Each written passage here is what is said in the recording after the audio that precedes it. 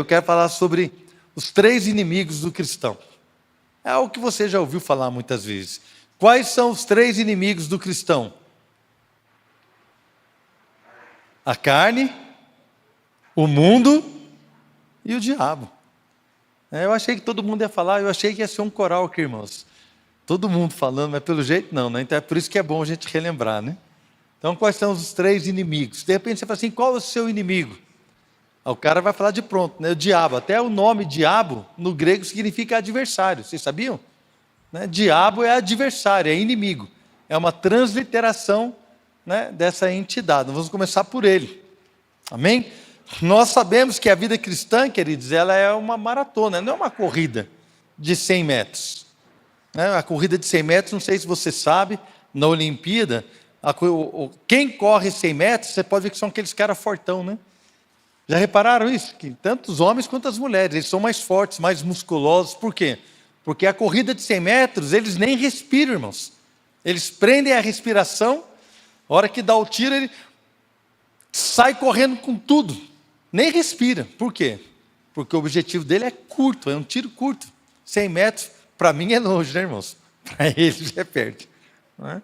Por isso que eles são fortes, é pura explosão muscular. Agora, a vida cristã não é uma corrida de 100 metros, é uma maratona. Maratona, irmãos. Outro dia eu vi o nosso irmão Giliar dizendo que correu 60 quilômetros. Irmãos, eu tenho preguiça para andar 60 quilômetros de carro. O camarada correu 60 quilômetros. Saiu correndo 60 quilômetros e filmando. Eu vou correr 60 quilômetros, sorrindo, irmão. Quando chegou no final, ele já estava mais cansadinho, né? Mas mesmo assim, eu falei, cara, como é que pode, né? Que ânimo. Nós temos a nossa irmã que foi correr lá na Noruega, a Milena. Foi fazer uma maratona, 42.100 e... Quantos quilômetros são? Quantos metros são? 42 redondo? 42 mil metros, né? Eu achava que tinha uma quebradinha, mas isso...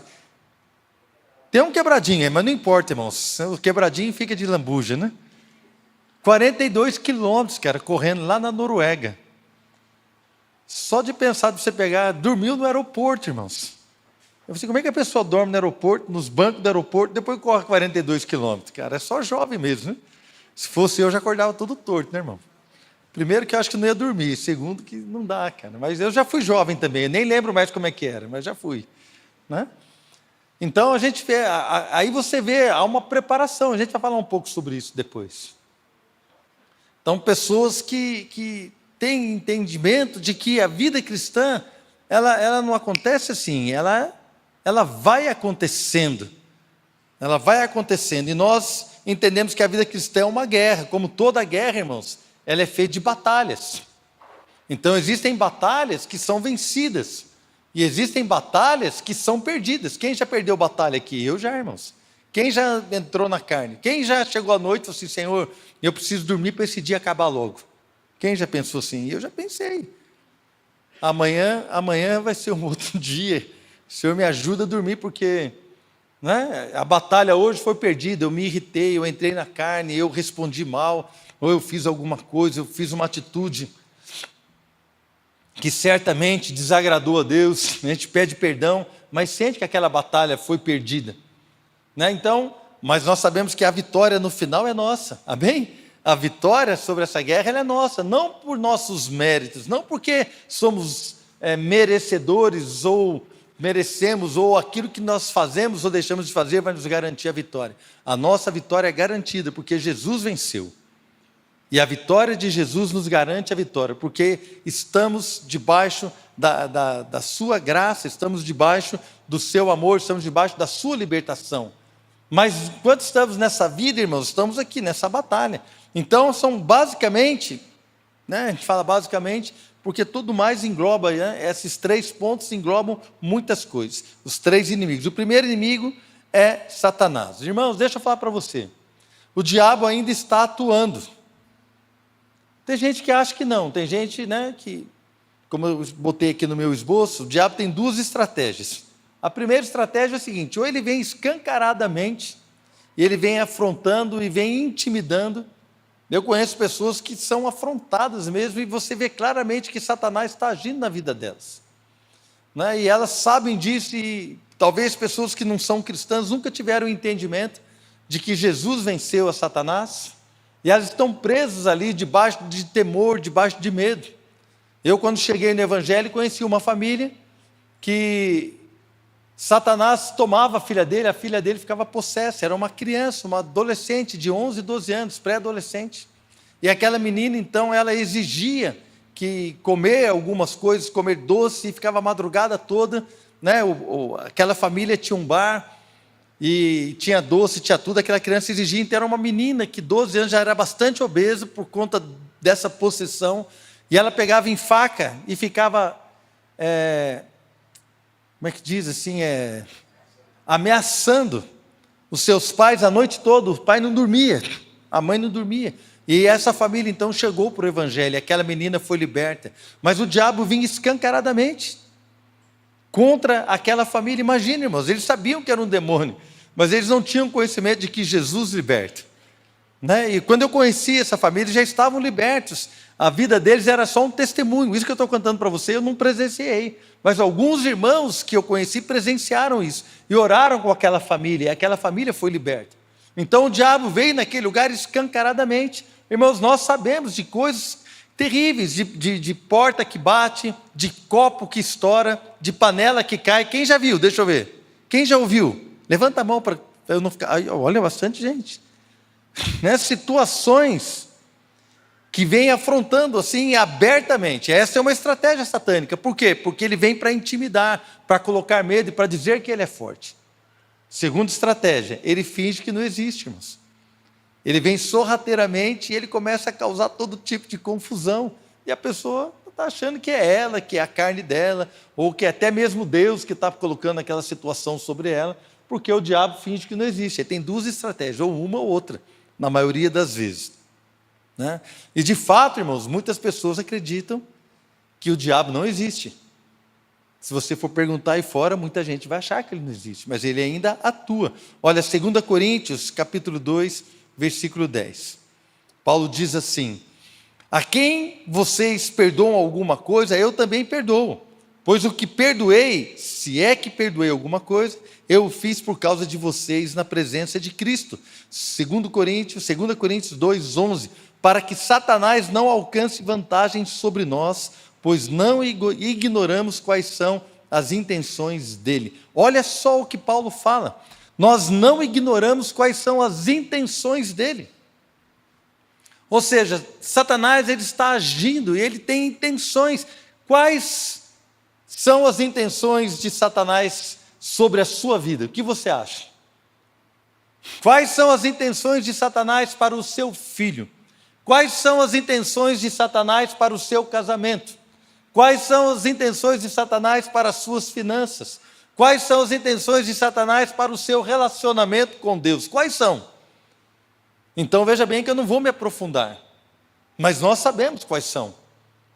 E Paulo diz assim: a quem vocês perdoam alguma coisa, eu também perdoo, né? E nós precisamos perdoar para que Satanás não alcance vantagem sobre nós, porque ele tem as suas intenções. Irmãos, a falta de perdão libera o agir de Satanás na nossa vida, principalmente dentro de casa.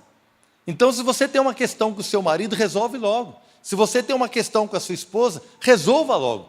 Se você tem uma bronca aí com o seu filho, ou o filho tem um problema com o pai ou com a mãe, resolva logo, perdoe logo, converse, vamos perdoar, vamos nos perdoar. Por quê? Porque para que Satanás não alcance vantagem sobre nós. Tem alguns lugares que Satanás está alcançando vantagem. Está fazendo bagunça, irmãos. É greve de silêncio. As crianças já foram embora, né? Tem uns pré-adolescentes aqui, uns adolescentes vão ouvir, mas tudo bem. É greve de silêncio, é greve de sexo.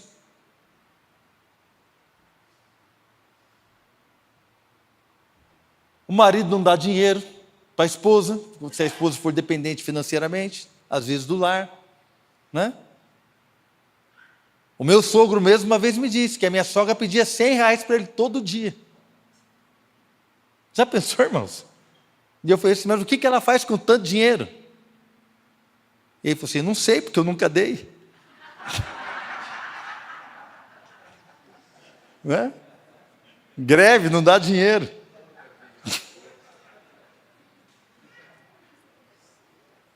Só o meu sogro, meus irmãos. Situações que Satanás está levando vantagem sobre nós. Paulo fala, olha, nós precisamos perdoar, para que ele não alcance vantagem. Nós precisamos parar com a gritaria, para que ele não alcance a vantagem. Nós precisamos parar com o mau humor, para que ele não alcance vantagem. Nós precisamos parar, irmãos, de agir na carne, para que Satanás não alcance vantagem. Porque se ele alcançar vantagem, as intenções deles vão ser estabelecidas na nossa vida. Quem quer aqui viver as intenções de Satanás para a sua vida? Quem quer? Alguém quer? Ninguém quer. Mas tem pessoa que está vivendo.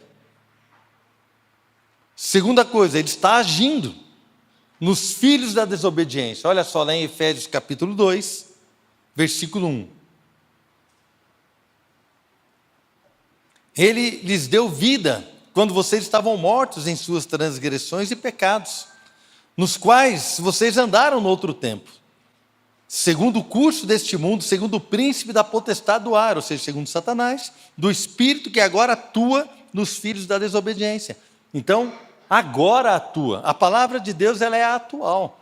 Satanás agora está atuando nos filhos da desobediência, ou seja, aqueles que não conhecem a Cristo.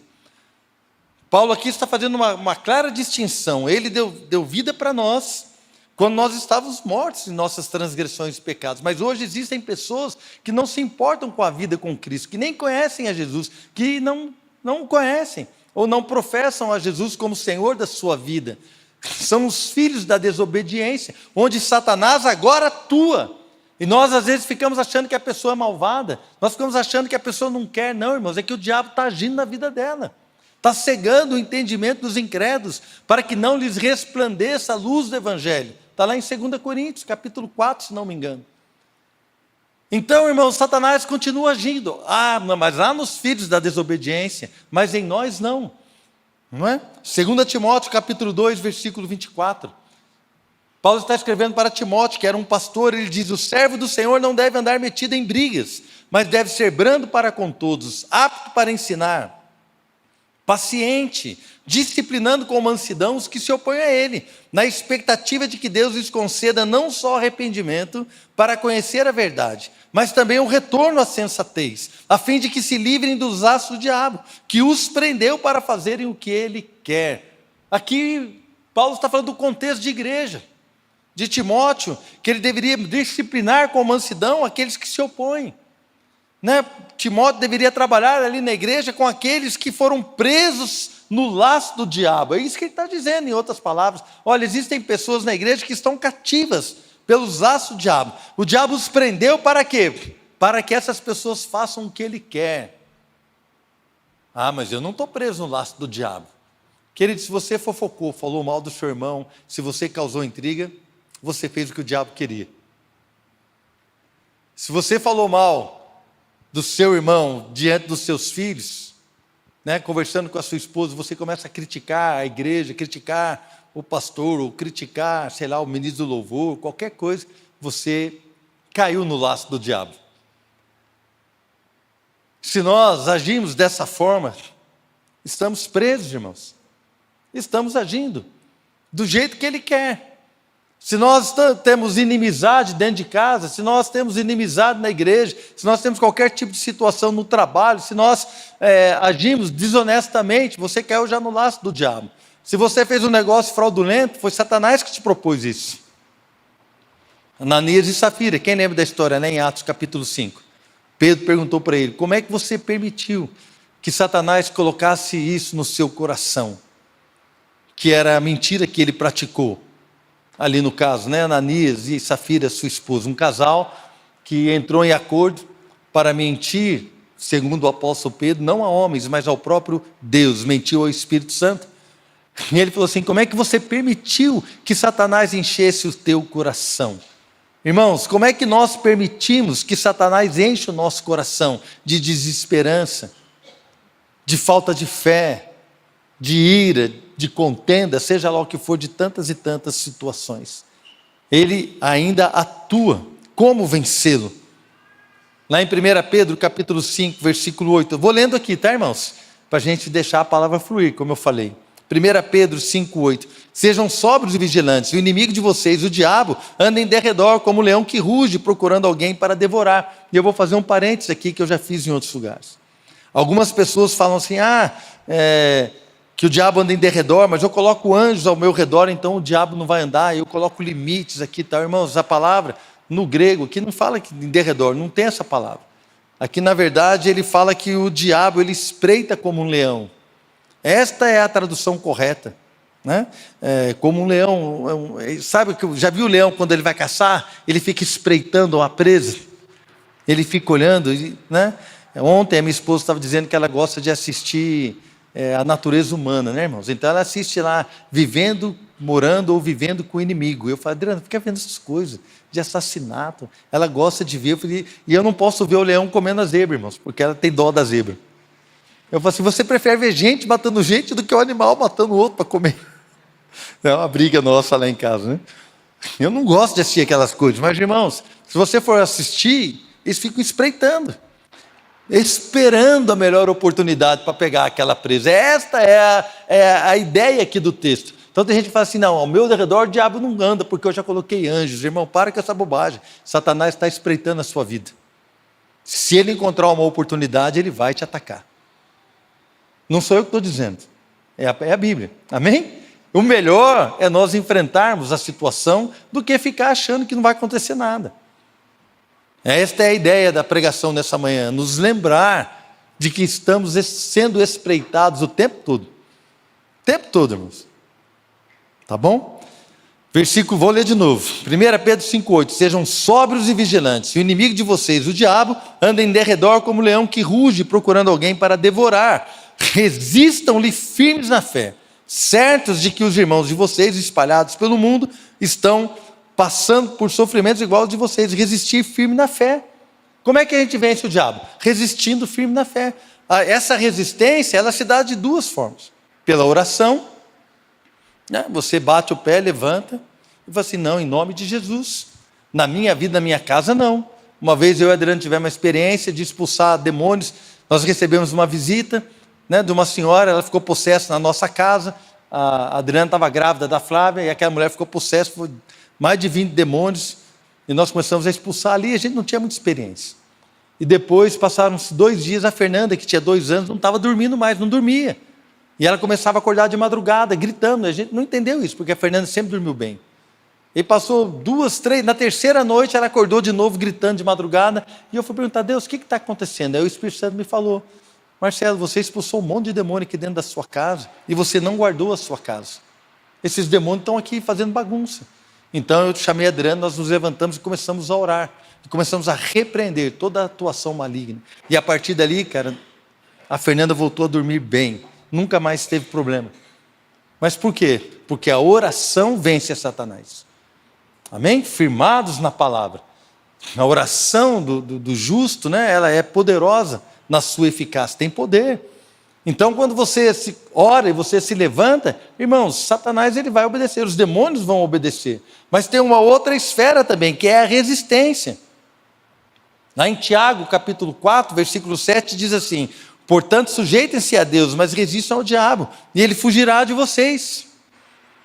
Fiquem irados e não pequem, não deixem que o sol se ponha sobre a ira de vocês. Lá em Efésios capítulo 4, nem deem lugar ao diabo. Efésios diz, não deem lugar ao diabo. Então existe um outro tipo de resistência, é você resistir para não dar ouvido às suas,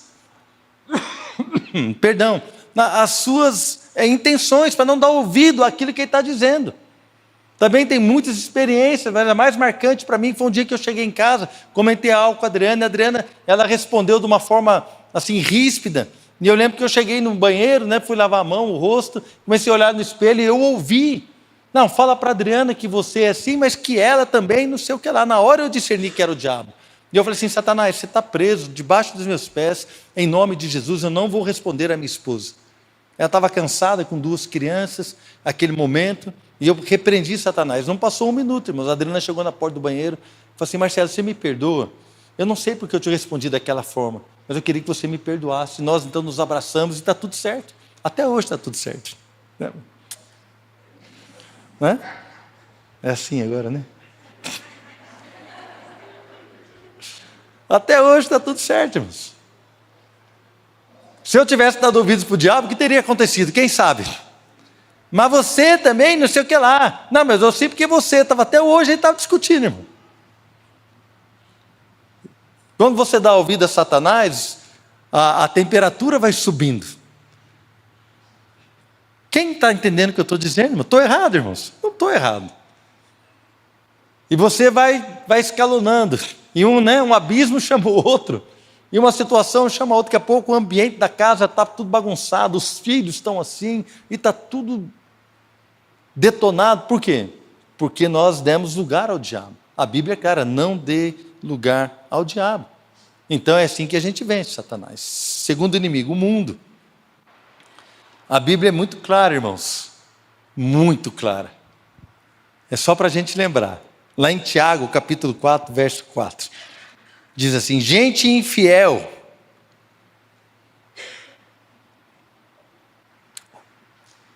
O original dessa palavra é adúlteros.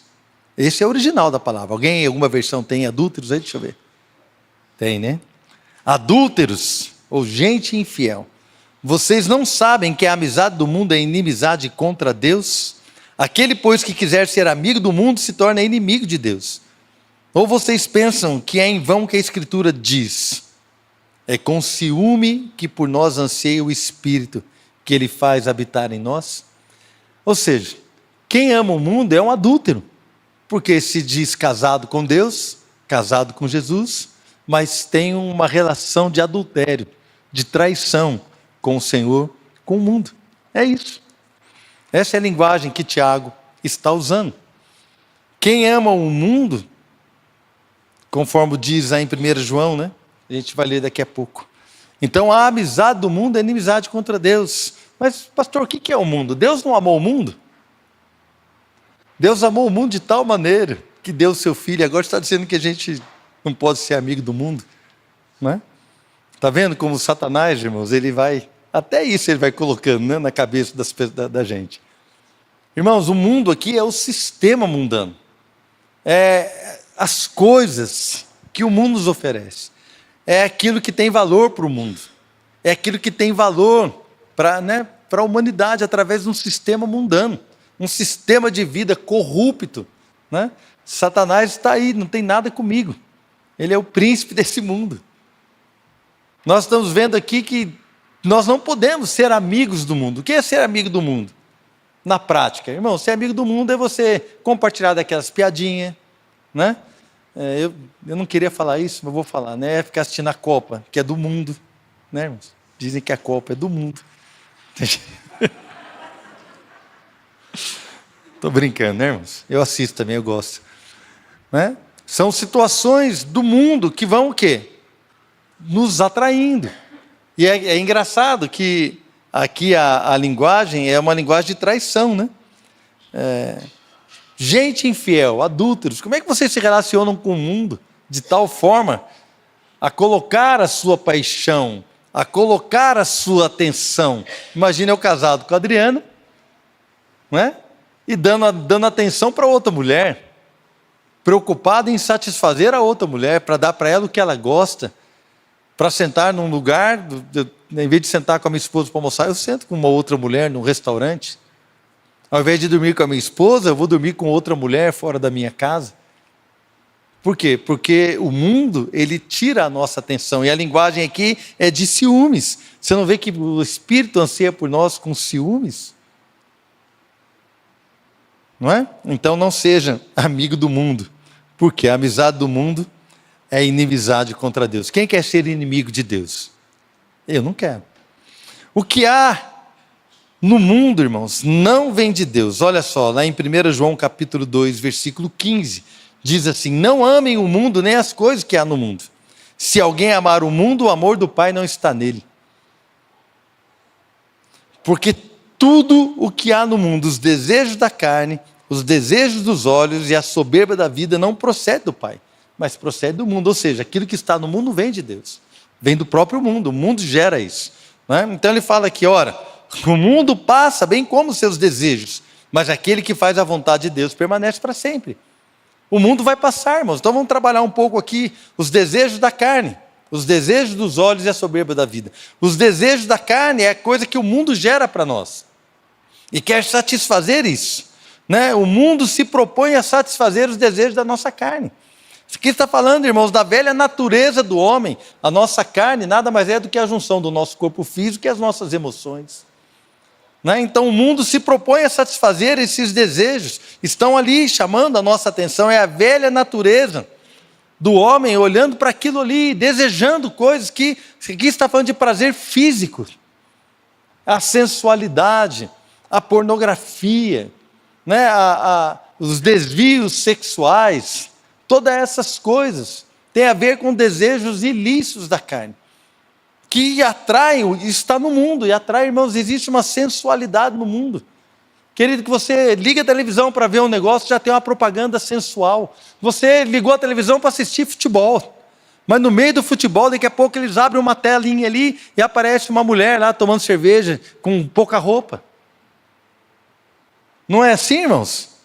Você abre um site para ler notícia e tem lá a propaganda, encontros para homens, ou encontros, não sei o que lá. Você não abriu o seu celular para ver aquilo ali. Você abriu o seu site de notícias para ler uma notícia, mas junto com aquilo que você quer ver, o mundo coloca algo ali. Quem está entendendo o que eu estou dizendo? Você vai no Instagram para ver algo, para se divertir, né? para talvez ver uma ou outra coisa, mas de repente tem uma pessoa ali se oferecendo, né? Da maneira que se veste. A minha filha Flávia tem uma pregação, um ensino sobre o soft, né? Que é soft em inglês, é leve, algo assim suave, né? O soft pornô na internet. Então nós vamos ver aqui irmãos nossos, homens casados, meninos, adolescentes, né? Que curtem algum tipo de conteúdo.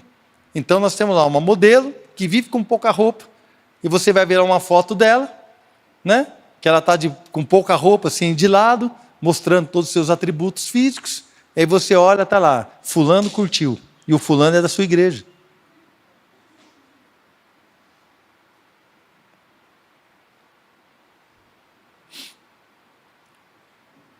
Vamos rir para não chorar, né? Então são situações que o mundo está oferecendo. Se você é amigo do mundo, você é inimigo de Deus. Se você ama o mundo, o amor do Pai não está em você. Irmãos, não sou eu que estou dizendo, né? Por favor. É um lembrete.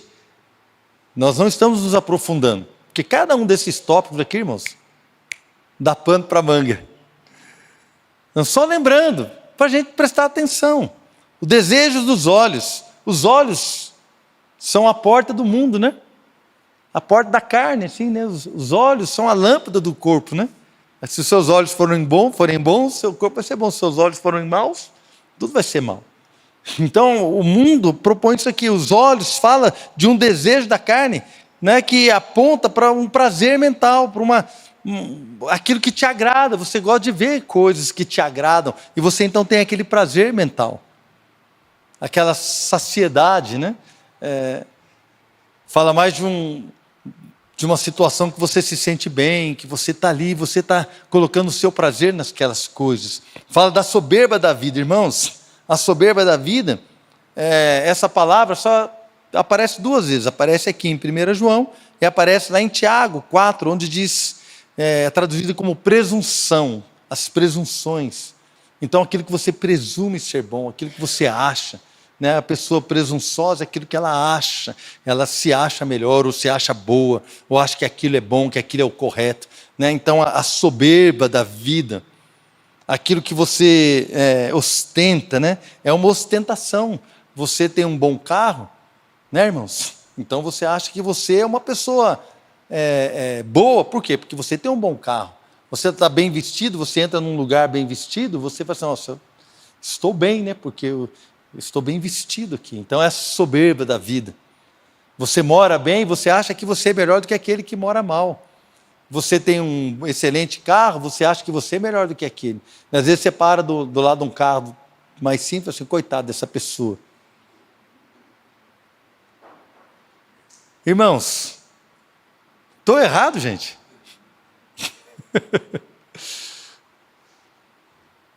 Não é? É a soberba da vida, irmãos. Tudo isso está no mundo. Você não percebe, quando a gente se dá a esse tipo de situação, nós não percebemos que tudo isso é passageiro. Sabe o que você vai levar no seu caixão? Né? Sabe o que você vai levar para a eternidade? Nada do que você tem. Nenhuma posse, nenhuma roupa. A roupa você vai levar para o caixão, né? Vai apodrecer lá. Para a eternidade você não vai levar nada. A única coisa que vai nos acompanhar são as nossas obras. As nossas obras vão nos acompanhar. Agora o mundo passa, irmãos. O mundo vai ficar aqui. O mundo vai ficar aí, irmãos. Essas coisas não podem suprir a nossa vida. Terceiro e último inimigo, a carne. A marvada carne, né, irmãos? Então, como eu já disse, a nossa carne ela é composta pelo corpo físico e pela alma. A alma é a sede das nossas emoções. A alma também é a sede do nosso intelecto. É tudo aquilo que você sabe. Né? A nossa carne, ela é tudo isso daí que nós sabemos. Então, na verdade, irmãos, a nossa carne, as nossas emoções, elas são, às vezes, muitas vezes, nossos inimigos. Por quê? Porque eu vejo uma situação, eu posso ver a mesma situação, estou eu e o pastor Júnior. Eu vejo a mesma situação. Uma pessoa que age de uma forma grosseira. Eu falo assim, nossa, que cara grosso. Desse jeito aí, não quer nem ficar perto desse cara. Aí o pastor Júnior vê a mesma situação. Ele fala assim, nossa, será que o irmão está passando alguma dificuldade? Eu vou me aproximar dele para ver o que está acontecendo. É a mesma situação, mas duas maneiras diferentes de agir. Por quê? Porque o intelecto, a emoção de um, detesta a grosseria, e a emoção do outro quer ajudar o irmão. Isso faz parte. Você vê uma situação e você já, né, você foi... A minha esposa conta muito isso, né? Ela foi traída pela sua amiguinha, quando tinha 7, 8 anos de idade, que pegou um relógio que ela tinha ganhado e escondeu, estava querendo roubar o relógio dela. Então, ali um belo dia, quando nós nos convertemos, um dia ela perguntou para Deus, por que eu não confio em ninguém? Ela tinha uma dificuldade de confiar nas pessoas. Então, o Senhor a lembrou dessa situação, que ela foi traída pela sua melhor amiga ali no primário, nos primeiros anos de escola. E aquilo ali gerou uma seta, uma ferida no coração dela, de que ela não podia confiar em ninguém. Se a sua melhor amiga estava roubando o seu relógio, ou seja, ela não podia confiar em ninguém. Então houve essa desconfiança que passou para a sua vida. Então, no intelecto, na sua mente, nas suas emoções, na sua carne, estava essa situação de desconfiança, que era latente na sua vida. Isso passou a fazer parte da maneira como ela agia e reagia às circunstâncias. Quem está entendendo o que eu estou dizendo? Amém, queridos? Então, muitas vezes, as nossas emoções, se você foi traído alguma vez, você... que é o ditado que diz que o gato escaldado tem medo de água fria. Você, cachorro mordido por cobra tem medo de linguiça, o pessoal fala, né, irmãos? Então, são situações que a pessoa já fica precavida. Por quê? Faz parte da natureza dela. Isso depõe contra você, porque você não consegue se lançar num relacionamento. Isso luta contra você, que você não consegue. Pessoas que foram feridas pela igreja não querem mais servir a igreja. Pessoas que foram feridas por pastores não confiam mais em nenhum líder. Pessoas que foram feridas num relacionamento amoroso, elas não querem se envolver mais com ninguém. Tem pessoas, mulheres, que foram feridas por homens que se envolveram em relacionamentos homossexuais por causa disso. Eu e o Adriano conhecemos uma jovem, há muitos anos não é da nossa igreja, que ela foi muito ferida num relacionamento de namoro. Realmente ela namorou um cara que era narcisista, uma pessoa que abusou da confiança dela e abusou psicologicamente e também até fisicamente.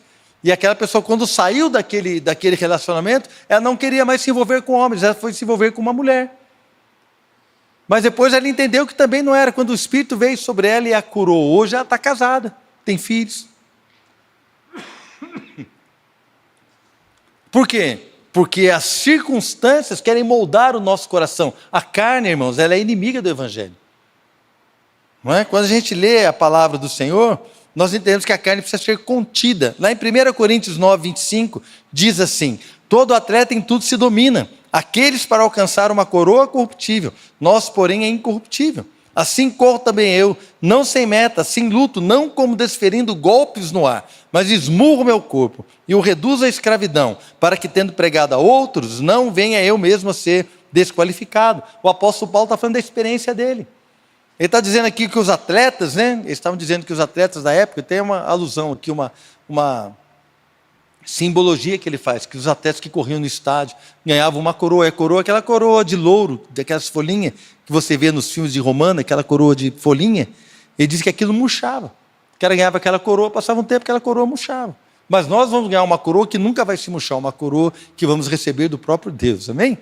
É isso que ele está dizendo. Ele está dizendo, eu também, né, e todo atleta, quando eles correm para ganhar aquela coroa, eles se dominam em tudo. Pergunta para o Giliar, pergunta para a Milena, como é que é correr tudo isso que eles correm?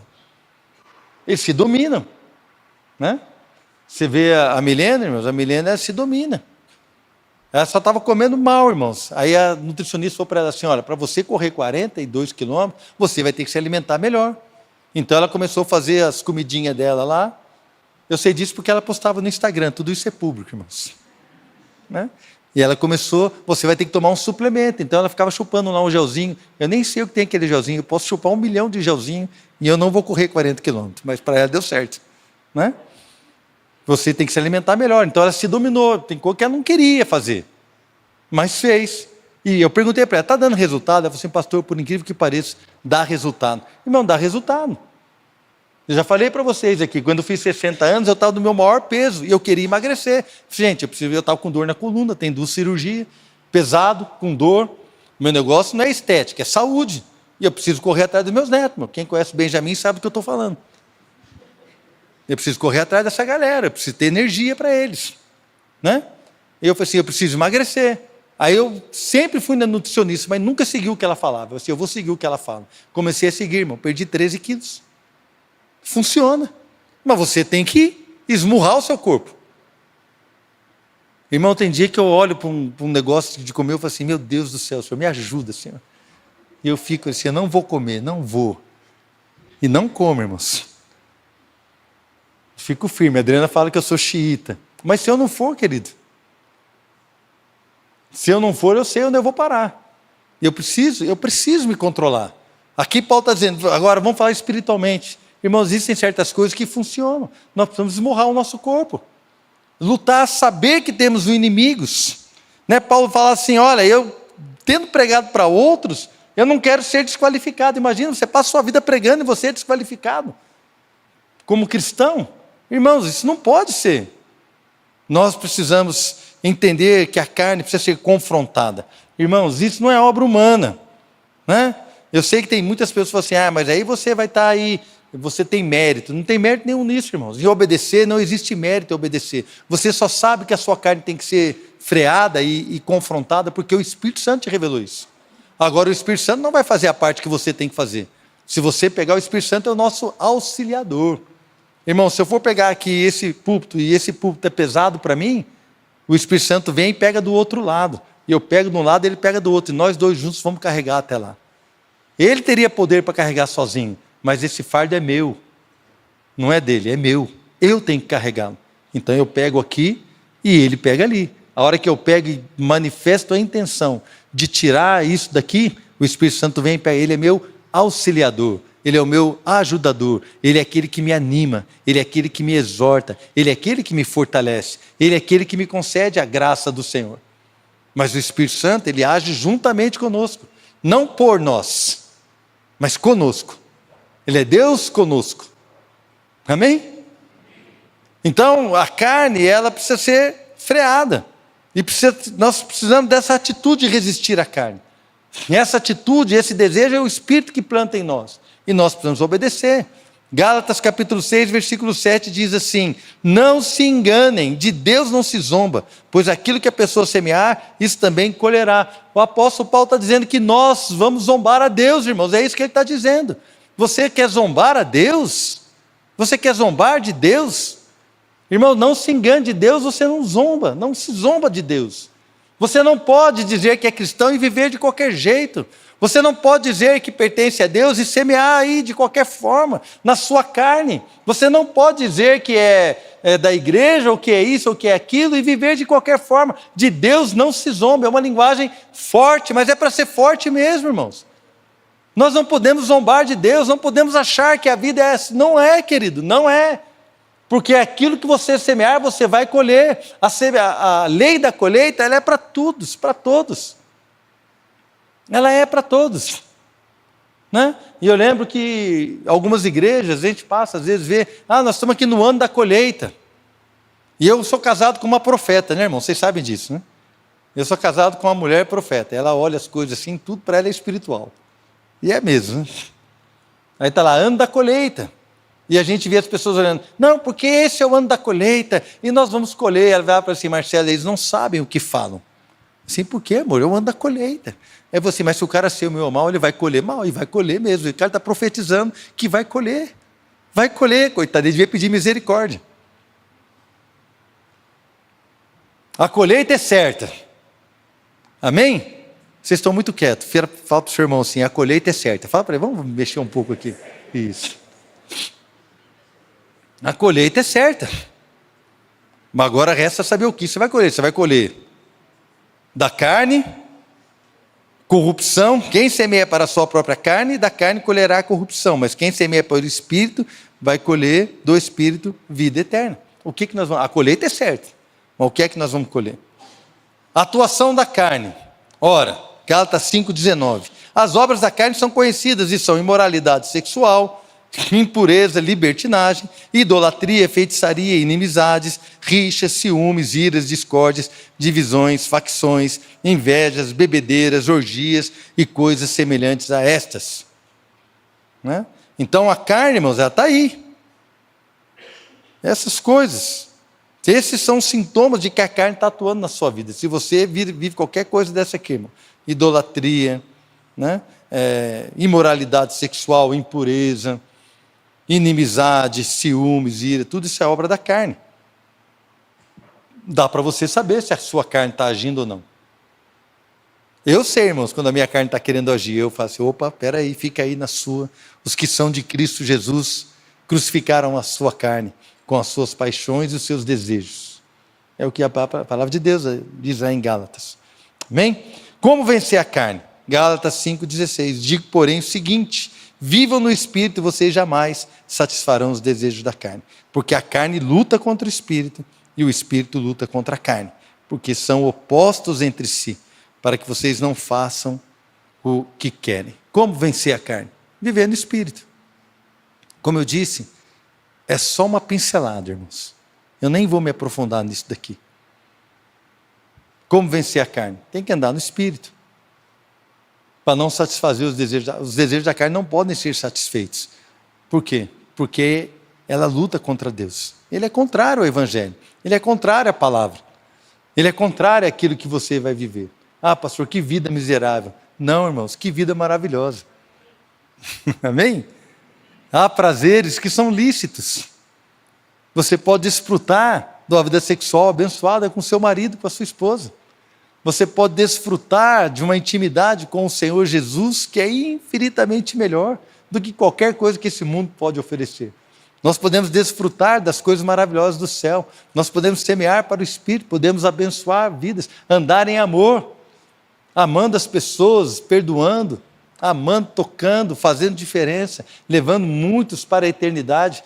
Irmãos, consertando a nossa família, consertando as nossas vidas, consertando o nosso ministério, tantas coisas boas para viver. Irmãos, é incomparável, estar com Cristo é incomparável. Como é maravilhoso você andar com Jesus. Não é a vida miserável, não, isso aí é o diabo falando para você, mas a pessoa não pode viver isso aqui, né?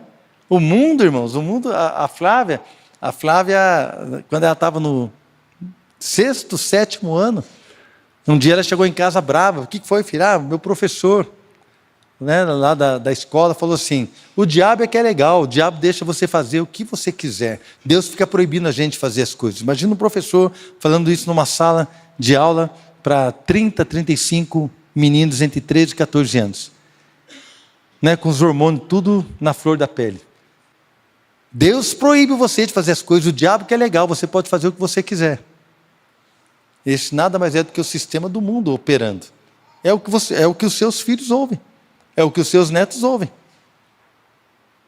é o que o diabo fica sussurrando.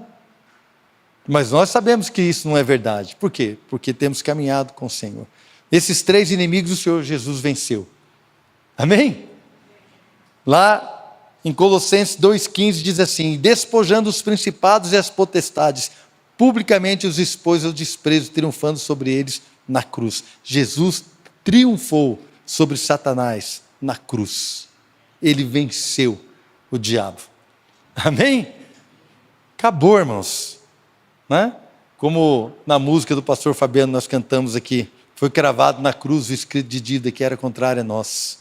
Foi cravado junto, né, com o nosso Salvador na cruz do Calvário. Amém? Está cravado, irmãos. Você é mais do que vencedor em todas essas coisas. Jesus venceu o mundo.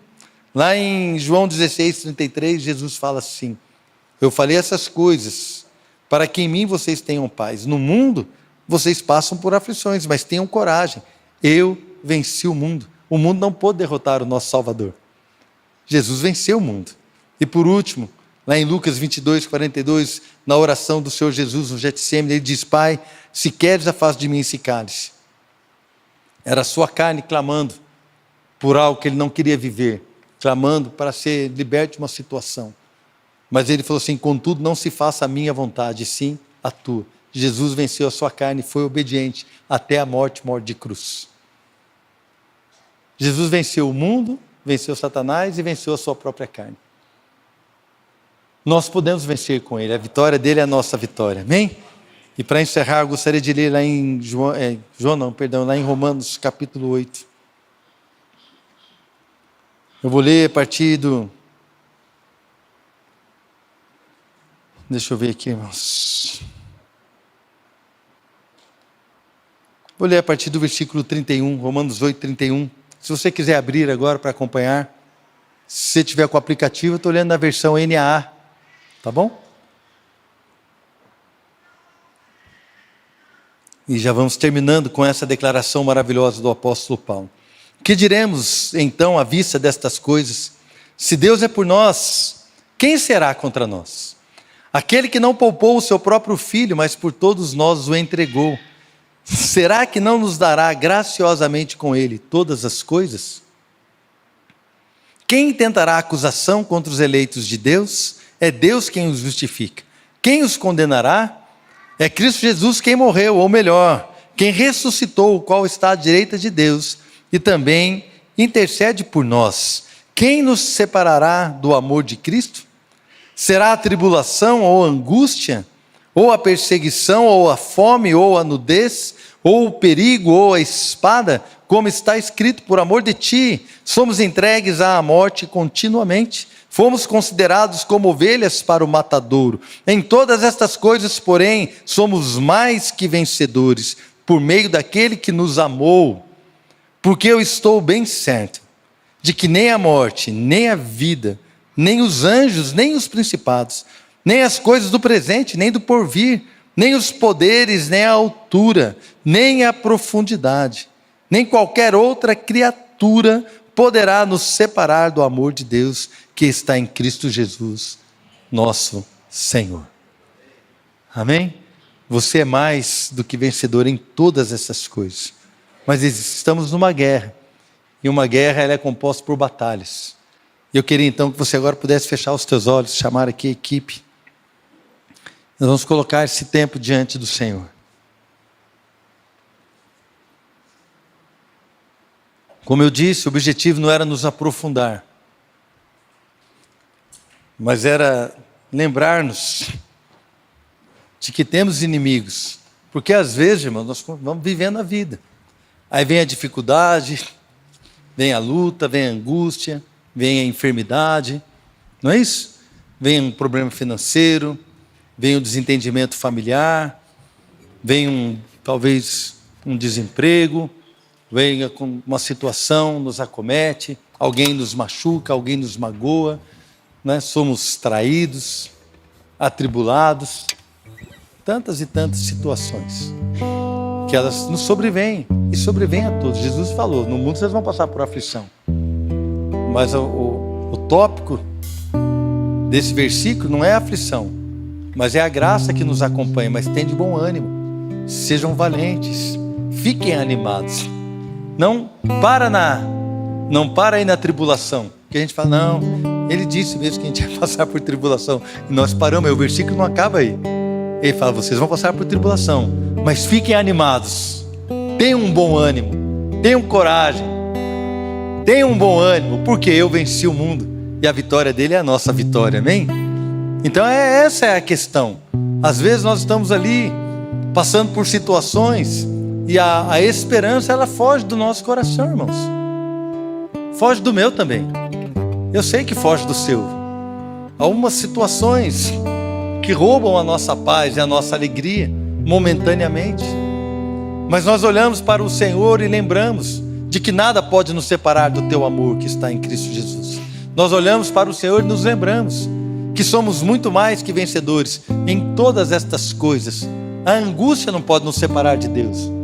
A tribulação não pode, a fome, a nudez, o problema financeiro não pode nos separar de Deus, nada, porque o amor do Senhor está sobre nós. O amor do Senhor está sobre nós, e a vitória dele é a nossa vitória.